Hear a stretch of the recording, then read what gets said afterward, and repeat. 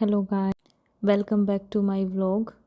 सबसे पहले आप सभी को मेरी तरफ से राधे राधे। मेरा नाम पूजा है, जो कि मैं ऑस्ट्रेलिया पर्थ में रहती हूँ। आज मैं आपको इंडिया और ऑस्ट्रेलिया के स्कूल्स में क्या फ़र्क होते हैं वो दिखाने वाली हूँ।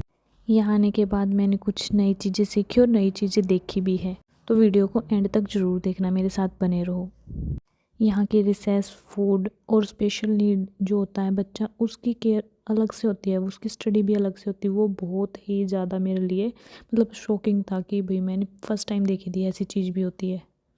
और जो ये बच्चे आप देख रहे हो, इनके बैग में बुक्स और कभी भी हैवी चीज़ें नहीं होती, सिर्फ नॉर्मली खाने का और इनकी जैकेट वगैरह और इनके कपड़े होते हैं जो चेंज किए जाते हैं मतलब गंदे होने के बाद, ये सब होती है। आज थोड़ी पेरेंट्स मीटिंग थी तो यहाँ पे थोड़ा फन चल रहा था, तो ये दिखा रही हूँ मैं आपको। मैं इंपॉर्टेंट बातें करती हूँ जो आपके साथ शेयर करनी मैंने।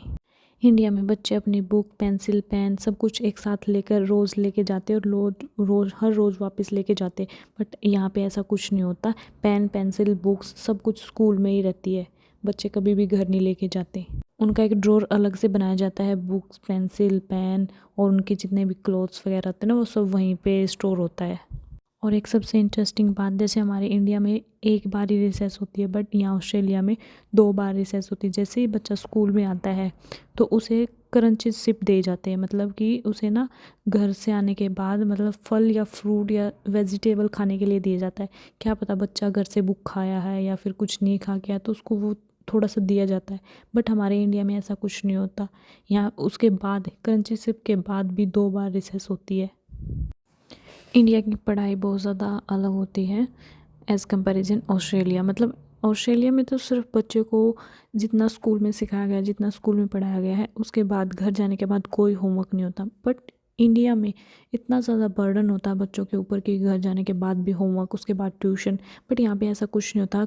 यहाँ स्कूल फिनिश होने के बाद बच्चा सिर्फ खेलने पे ध्यान देगा। यहाँ के बच्चों की लर्निंग और मेमोरी इतनी ज़्यादा स्ट्रॉन्ग होती है कि उनको ज़रूरत नहीं होती, उनके ऊपर कोई प्रेशर नहीं होता, इसलिए वो फ्री माइंड होते हैं।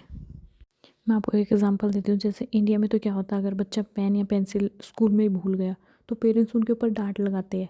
तो यहाँ पे ऐसा कुछ नहीं है, क्योंकि वो पेन पेंसिल लेके नहीं जाते, ना कभी उनकी गुम होती, क्योंकि उनका एक फिक्स ड्रॉर होता है तो वो वहीं पे मतलब रख के जाते हैं, तो इसलिए उनके कभी भी गुम नहीं होती। और सबसे इम्पोर्टेंट बात, यहाँ पे पेरेंट्स हमेशा बच्चों को लेने के लिए आते हैं और छोड़ के भी जाते हैं। बट इंडिया में ऐसा कुछ नहीं होता। और एक और बात, जो जैसे बच्चे बैग मतलब क्लास के अंदर रखते हैं ना हमारे तो बेंचेस पे, यहाँ पे ऐसा कुछ नहीं होता। यहाँ पे ना हुक टाइप बाहर लगे होते हैं क्लास से बाहर, तो बच्चे बैग वहीं पे हैंग करते हैं।